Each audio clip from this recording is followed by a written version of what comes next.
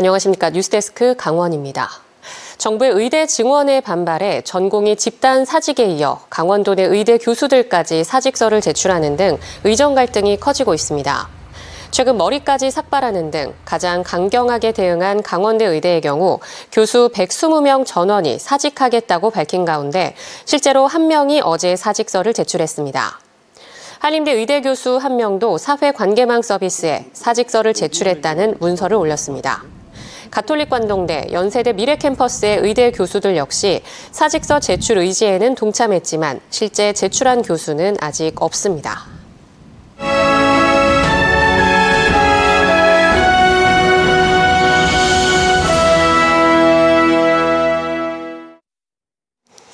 MBC를 비롯한 도내 언론사들이 공동으로 실시한 총선 여론조사 마지막 순서입니다. 오늘은 대통령 국정 운영과 도지사 도정 운영 평가를 김도균 기자가 보도합니다. 윤석열 대통령의 국정 운영에 대해 어떻게 생각하는지 물었습니다. 부정평가가 51%로 긍정평가 45%보다 6%포인트 높았습니다. 구체적으로는 매우 잘하고 있다 18%, 잘하는 편이다 27%, 잘못하는 편이다 17%였는데 매우 잘못하고 있다가 34%로 가장 높았습니다. 하지만 국정을 심판해야 한다는 의견보다 지원해야 한다는 의견이 우세했습니다. 국정 운영을 더 잘하도록 정부와 여당에 힘을 실어줘야 한다는 응답이 50%, 정부와 여당을 견제할 수 있도록 야당의 힘을 실어줘야 한다는 43%였습니다. 반드시 투표하겠다는 적극 투표층에서도 정권 지원론이 52%로 정권 심판론 44%보다 높았습니다. 어느 정당을 지지하고 있는지 물었더니 국민의힘이 45%로 가장 많았고 더불어민주당 30%, 조국혁신당 7%였습니다. 개혁신당은 3%였고 녹색정의당과 새로운미래는 각각 1%로 조사됐습니다. 비례대표를 뽑는 정당 투표에서 어느 정당을 선택할 건지 묻는 질문에서도 국민의힘 위성정당인 국민의미래가 39%로 가장 높았습니다. 더불어민주당의 위성정당인 더불어민주연합이 17%, 조국혁신당도 17%였고 개혁신당 4%, 새로운미래 2%, 녹색정의당 1% 순이었습니다. 이번 여론조사 응답자의 95%가 투표 의향이 있다고 밝혔는데 81%는 반드시 투표하겠다고 응답했습니다.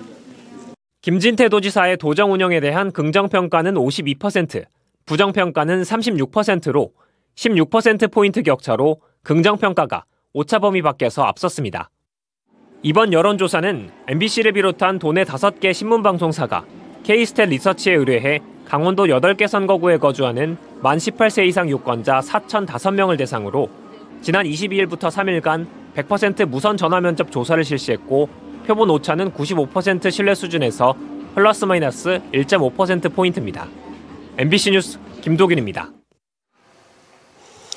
이번 22대 총선에 출마하는 우리 지역 후보들의 경력과 공약을 살펴보는 시간입니다. 오늘은 여야 2명의 후보가 맞대결을 펼치는 속초, 인제, 고성, 양양 후보자들의 자세한 면면과 공약을 알아봅니다. 박은지 기자가 두 후보를 분석했습니다. 기호 1번 더불어민주당 김도균 후보는 올해 58세로 전 수도방위 사령관을 역임했고 더불어민주당 국방대변인을 맡고 있습니다. 재산은 19억 7,640만 4천 원을 신고했고 체납액과 전과는 없습니다. 기호 2번 국민의힘 이양수 후보는 올해 56세로 재선 현역 의원이며 국민의힘 원내수석 부대표를 맡고 있습니다. 재산은 18억 1,718만 7천 원을 신고했고 체납액은 없었으며 병역을 마쳤습니다. 전과는 한 건으로 2004년 음주운전으로 벌금 250만 원을 냈습니다. 현역과 도전자의 맞대결인 만큼 각각 설악권의 중단 없는 발전과 새로운 성장 동력 발굴을 내세우며 지지를 호소하고 있습니다. 김도균 후보의 대표 공약은 설악권 평화관광 메가시티 조성입니다.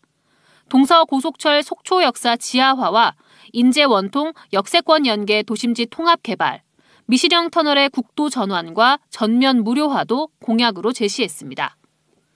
이양수 후보의 대표 공약은 동서고속철과 동해북부선 등 교통망 완성입니다.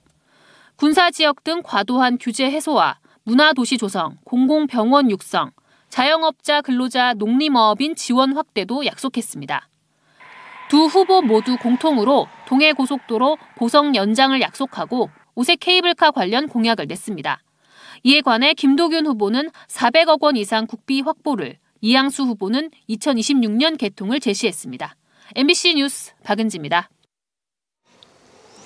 선거관리위원회가 각 지역별 현안을 분석해 이를 공약으로 활용하면 좋겠다는 취지로 공약 이슈트리라는 걸 홈페이지에 공개하고 있습니다. 지난 6일에는 강릉과 원주, 춘천의 주요 이슈를 소개했는데요. 이번 제22대 국회의원 선거에 나선 우리 지역 후보들은 지역별 현안을 공약으로 어떻게 녹여낼지 주목됩니다. 김인성 기자가 소개합니다.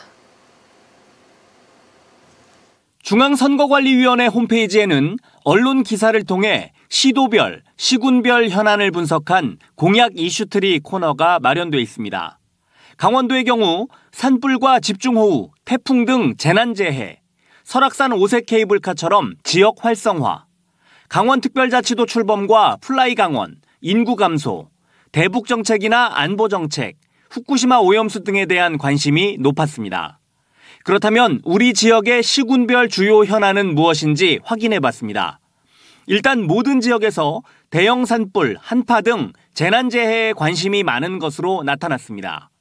고성군은 안보와 남북 문제, DMZ, 산림엑스포 등 관광 분야를, 속초시 역시 지역 내 관광시설, 부동산 가격 이슈에 집중했습니다.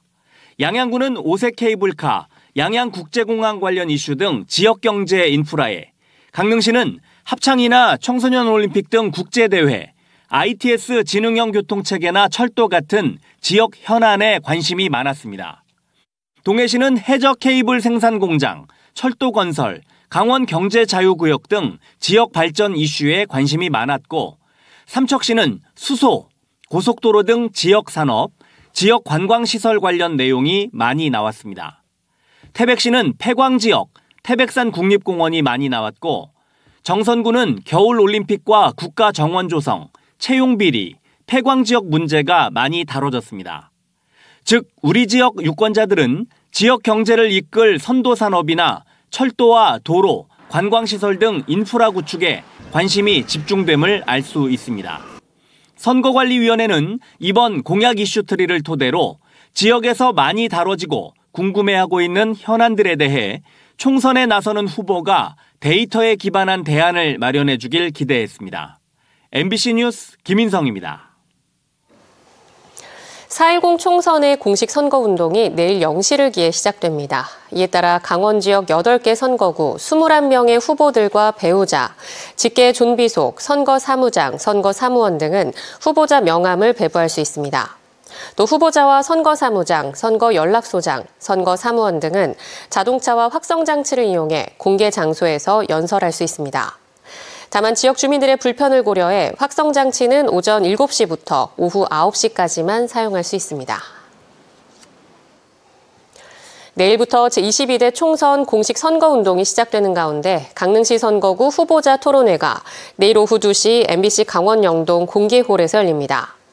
강릉시 선거관리위원회가 주관하는 이번 토론회에는 더불어민주당 김중남 후보와 국민의힘 권성동 후보가 나와 지역 현안과 공약을 두고 치열한 공방을 벌일 것으로 보입니다. 또 토론회에 이어 개혁신당 이영랑 후보가 연설 방송을 통해 국정 현안에 대한 입장과 자신의 공약을 밝힐 예정입니다. MBC 강원 영동은 내일 오후 2시부터 강릉시 선거구 후보자 토론회와 연설회를 TV와 유튜브 채널로 생방송할 예정입니다. 우리 지역의 인구 소멸과 학령 인구 감소 문제는 점점 심각해지고 있습니다.